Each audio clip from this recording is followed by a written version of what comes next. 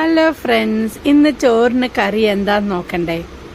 അപ്പോൾ രസവും ഉരുളക്കിഴങ്ങ് മെഴുക്ക് വരട്ടി കറിയാട്ടോ.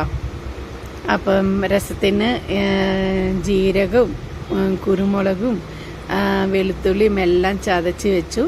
എന്നിട്ട് കടുക് പൊട്ടിച്ചിട്ട് പിന്നെ വേപ്പിലയും ഉണക്കമുളകും ഒക്കെ ഇട്ട് വഴറ്റിയെടുത്തിട്ടോ. അപ്പോൾ ഇതെല്ലാം വഴറ്റി കഴിഞ്ഞ ശേഷം പിന്നെ തക്കാളി അരിഞ്ഞത് ഇട്ടിട്ടോ. അപ്പോൾ തക്കാളി രസം പോലെയാണ് വെക്കണത്. അങ്ങനെ തക്കാളി ഇട്ടു. അത് കഴിഞ്ഞ് പുളിവെള്ളം കലക്കി ഒഴിച്ചു.